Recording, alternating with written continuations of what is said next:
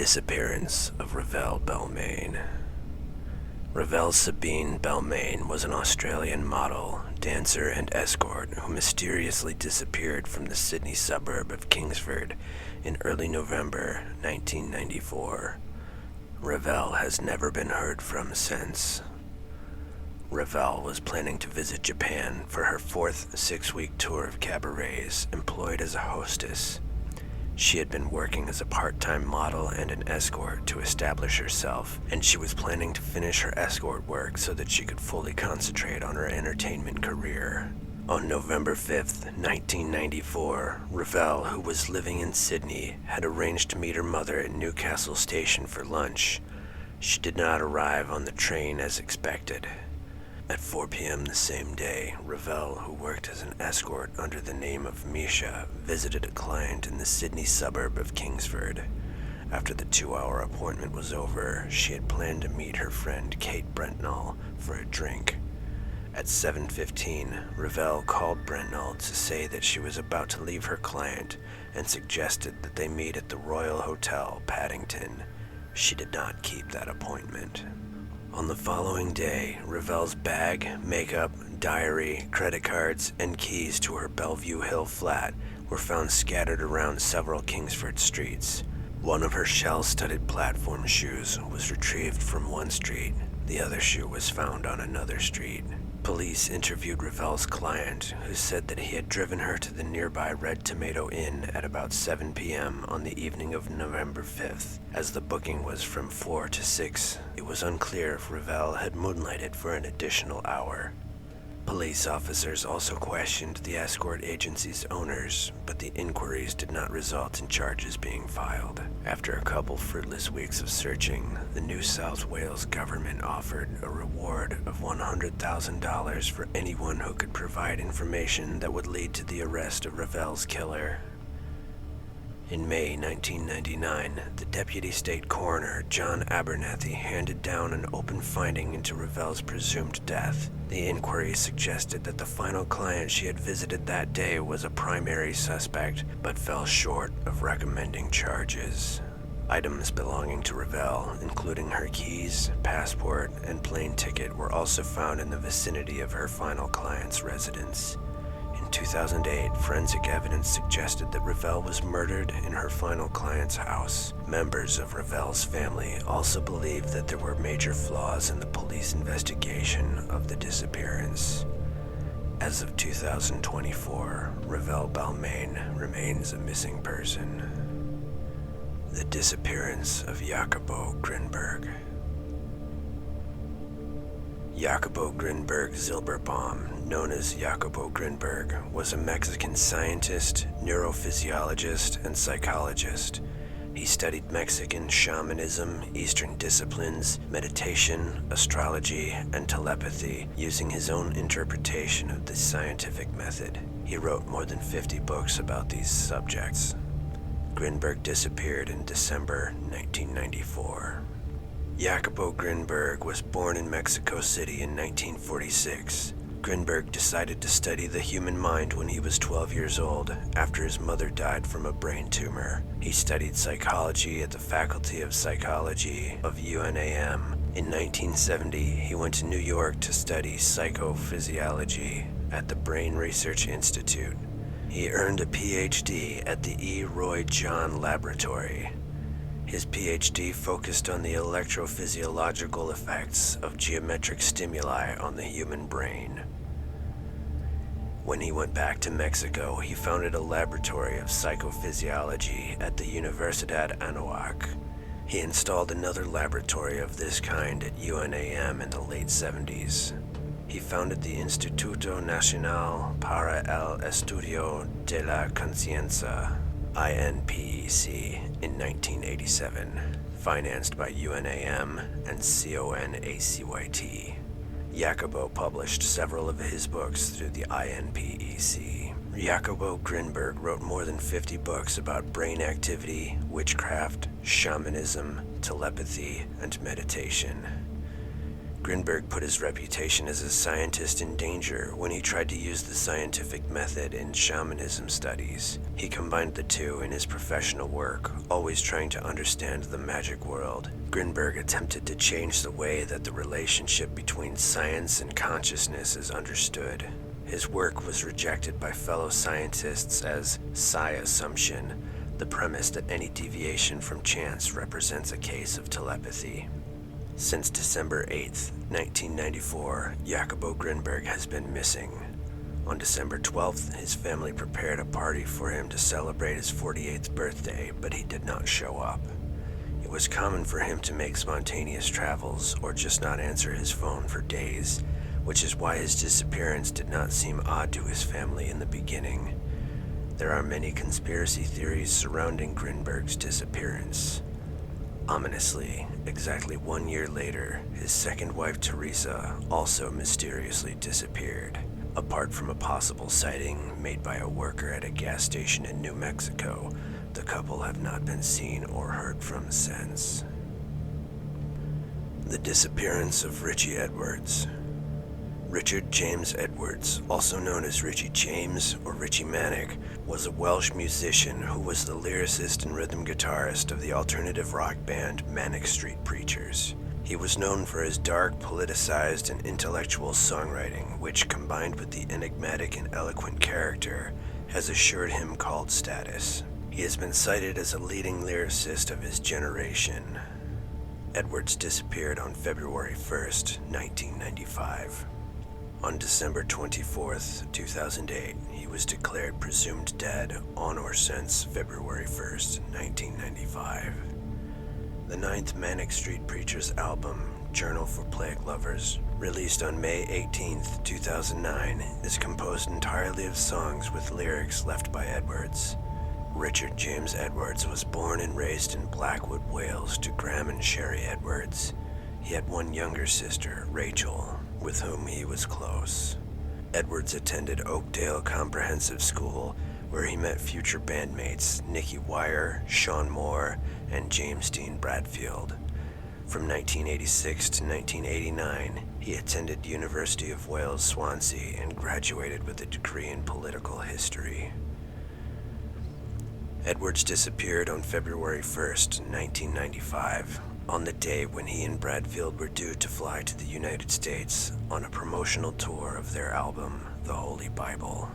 In the 2 weeks before his disappearance, Edwards withdrew £200 a day from his bank account, which totaled £2,800 by the day of the scheduled flight, equivalent to over £7,000 in 2024.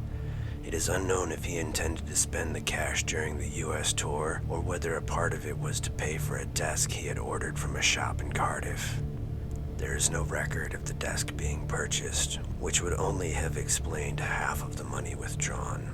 According to Emma Forrest, as quoted in A Version of Reason, quote, "The night before he disappeared, Edwards gave a friend a book called Novel with Cocaine, instructing her to read the introduction, which details the author staying in a mental asylum before vanishing.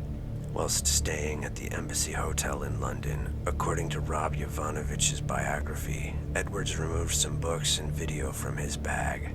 Edwards placed them in a box with a note that said, 'I love you,' wrapped the box like a birthday present, and decorated it with collages and literary quotations, including a picture of a Germanic-looking house and Bugs Bunny. The package was addressed to Edwards' on and off girlfriend, Jo, whom he met some years prior, although they had split a few weeks earlier. Edwards' sister Rachel, contributing to an article about Edwards' final lyrics, proposed that Sylvia Plath's poem Tulips summed up everything he thought at the time he went. She added, "Why do I know this? Because he told me. He kept a copy of it, and he asked for it to be read at his funeral." Rachel Edwards said, "His thoughts must have been dominated by this poem, the themes and messages. The poem is generally considered to depict the tension between the speaker's desire for the simplicity of death and the tulip's encouragement towards life." The next morning, Edwards collected his wallet, car keys, some Prozac, and his passport. He reportedly checked out of the hotel at 7 a.m., leaving his toiletries, packed suitcase, and some Prozac. He then drove to his flat in Cardiff, leaving behind his passport, his Prozac, and the Severn Bridge toll booth receipt. In the 2 weeks that followed, Edwards was apparently spotted in the Newport passport office and at Newport bus station by a fan who was unaware that he was missing. The fan was reported to have discussed a mutual friend, Laurie Fiddler, before Edwards departed. On February 7th, a taxi driver from Newport supposedly picked up Edwards from the King's Hotel and drove him around the valleys, including Edwards' hometown of Blackwood. The driver reported that he had asked if he could lie down in the back seat. Eventually, they reached Blackwood and the bus station, but the passenger reportedly said, quote, "This is not the place," and asked to be taken to Pontypool railway station. It was later ascertained, according to Jovanovich's account, that Pontypool did not have a telephone. The passenger got out on the Severn View service station and paid the £68 fare in cash. On February 14th, Edwards' Vauxhall Cavalier received a parking ticket at the Severn View service station, and on February 17th, the vehicle was reported as abandoned. Police discovered the battery to be dead, with evidence that the car had been lived in. The car also had photos he had taken of his family days prior. Due to the service station's proximity to the Severn Bridge, a known suicide site, it was widely believed that Edwards had jumped from the bridge. Edwards had referred to suicide in 1994, saying, quote, "In terms of the S word, that does not enter my mind, and it never has done in terms of an attempt, because I am stronger than that. I might be a weak person, but I can take pain." Since then, Edwards has reportedly been spotted in the market in Goa, India, and on the islands of Fuerteventura and Lanzarote. There have been other alleged sightings of Edwards, especially in the years immediately following his disappearance. However, none of these have proved conclusive, and none have been confirmed by investigators. The investigation has received criticism. In his 1999 book, Everything, a book about Manic Street Preachers, Simon Price states that aspects of the investigation were far from satisfactory. He asserts the police may not have taken Edwards' mental state into account when prioritizing his disappearance, and also records of Edwards' sister Rachel as having, quote, hit out at police handling after CCTV footage was analyzed 2 years after Edwards vanished. Price records a member of the investigation team as stating, quote, that the idea that you could identify somebody from that is errant nonsense. While his family had the option of declaring him legally dead from 2002 onwards, they chose not to for many years, and his status remained open as a missing person until December 23, 2008, when he became officially presumed dead. The disappearance of Morgan Nick. Morgan Chantal Nick is an American girl who was abducted at a Little League baseball game. Her mother is known for creating the Morgan Nick Foundation, which helps people find their missing children. On June 9, 1995, Morgan Nick and her mother, Colleen Nick, went to a Little League baseball game in the town of Alma, Arkansas. At around 10:30 p.m., Morgan asked her mother if she could catch fireflies with her friends. At first, her mother was uncertain, but eventually let her go. She was last seen at 10:45 p.m. by her friends, emptying sand out of her shoes, alone near her mother's car, while her group of friends emptied their shoes a few dozen feet away. Morgan's friends reported seeing a creepy man talking to Morgan as she was putting her shoes back on. When the game ended shortly thereafter, Morgan's friends returned without her. They told Colleen that Morgan was at her car, but when Colleen returned to the car, Morgan was not there. She has not been seen or heard from since. On January 15, 2002, police conducted a dig on a private piece of land in Boonville, Arkansas, after they received a tip that claimed Morgan might have been buried there. The tip was so specific that police decided to dig. A police dog was also used in the search. Police ended the investigation at 9:30 p.m. and said they did not intend to return to the property. On November 15, 2010, federal investigators searched a vacant house in Spiro, Oklahoma for DNA evidence that could show Morgan had once been in the house. On December 18, 2017, investigators returned to the house to conduct another search after they received a tip about the case. Cadaver dogs alerted investigators to a well on the property, which they said was the center of the investigation. The search was called off on December 19th after no evidence was found. As of 2021, new leads in Morgan's disappearance continue to be received and investigated at the local, state, and federal level. In November 2021, police named Billy Jack Lynx as a person of interest in their investigation. Lynx, who died in 2000, drove a red pickup truck that had been the focus of their investigation since the beginning in 1995. The FBI said that fibers found in the truck were a close match to those of Morgan's t-shirt. In 1996, Colleen Nick started the Morgan Nick Foundation, which helps parents cope with the disappearance of children and helps prevent children from going missing. In the state of Arkansas, the Amber Alert Service is named the Morgan Nick Amber Alert. In August 2012, Tanya Smith and James Monhart, two previously convicted felons, were arrested for computer fraud after attempting to assume the identity of Morgan Nick.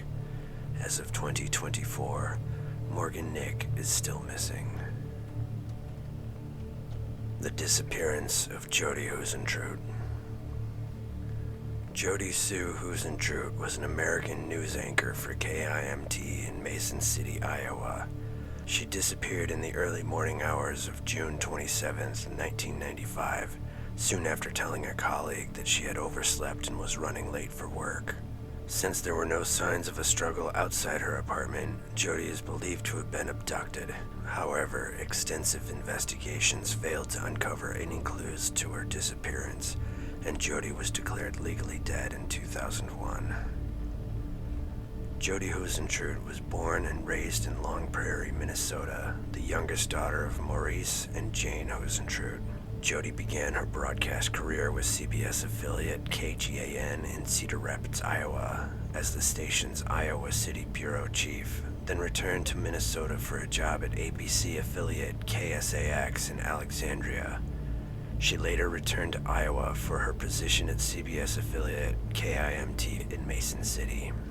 At about 4 a.m. on Tuesday, June 27, 1995, KIMT producer Amy Coons noticed that Jodi had failed to report to work as scheduled and called her apartment. When Jodi answered the telephone, she explained that she had overslept and that she was preparing to leave for the station. However, by 6 a.m., she had still not arrived, so Coons filled in for her on the morning show Daybreak. At about 7 a.m., KIMT staff called the Mason City Police. When police arrived at Jodi's apartment, they found a red Mazda Miata in the parking lot that she was planning on buying, as well as evidence that suggested a struggle had taken place near the car. Her personal items, including a bent car key, were strewn about the area, and police reported recovering an unidentified palm print from her vehicle. Investigators interviewed at least 3 neighbors at Jodi's apartment complex, who said that they had heard screams around the time that she would have likely been leaving for work. In addition, a nearby neighbor reported seeing a white Ford Econoline idling in the parking lot at about the same time. In September 1995, the Huisentruit family hired private investigators from McCarthy and Associates Investigative Services, who in turn enlisted the assistance of Omaha, Nebraska private investigator Doug Jassa. McCarthy and Jassa appeared on several national television shows, including America's Most Wanted and Unsolved Mysteries. In November 1995, they and members of the Huisentruit's family traveled to Los Angeles to meet with 3 prominent psychics. This meeting was televised and served as the pilot for the Psychic Detectives television show. Although each show generated several leads, none resulted in concrete evidence or identification of a suspect. In May 1996, approximately 100 volunteers searched an area of Cerro Gordo County and left flags to mark anything that appeared suspicious. Each of these sites was then re-examined by law enforcement, but no promising evidence was located. Police and private investigators have conducted more than 1,000 interviews, but none have resulted in conclusive evidence pointing to a suspect. Jodi was declared legally dead in May 2001. In 2003, FindJodi.com was created by Minnesota television journalists Josh Benson and Gary Peterson with the goal to keep the case in the spotlight and for the website to serve as a clearinghouse for tips that might lead to Jodi Huisentruit. When new cases arise that appear to bear similarities to Jodi's, or whenever remains are discovered in the area, speculation quickly leads to a connection with the missing reporter. However, no suspects have been identified, and all uncovered remains to date have proven to be from other sources. In 2005, many media outlets, including 2020, again focused on the story as the 10th anniversary of Jodi's disappearance approached. In May 2015, all 100 members of the Iowa House of Representatives signed a letter requesting Mason City to declare June 27, 2015 as Jodi Huisentruit Day in honor of her memory and that of all victims in unsolved cases. This was ultimately declined. In a December 2016 opinion piece for the Northwest Iowa Review, retiring state representative John Kuerker of Sioux County described his experience with the case as a member of the Iowa State House Public Safety Committee and suggested a cover-up by Mason City officials. In March 2017, a search warrant was executed against a person of interest named John Van Siech, seeking GPS data for 2 of his vehicles. Since 2019, licensed private investigator Steve Ridge has been investigating the case.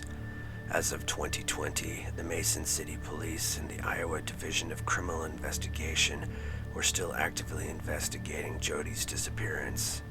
That same year, FindJodi.com launched a podcast by the same name in order to gain a new audience to share information on the case and generate new leads. In 2023, Ridge offered $25,000 for information on Jodi's disappearance, doubling the total reward to $50,000. Ridge said the offer has the blessing of Jodi's sister. This reward does not require an arrest or conviction, but simply the recovery of Jodi's remains. As of 2024, Jodi Huisentruit is still missing. Some people disappear without a trace, as if the hand of some eldritch thing reached out from the shadows and took them. Some, no doubt, met a terrible end at the hands of their fellow man. Others still came by their fate by their own hand. Whatever the case, if you have any knowledge of the fate of any of the aforementioned cases, reach out to the relevant authorities so that the families of the missing might find some closure. Like and subscribe if you've enjoyed this narration. Expedition Mystery, signing off.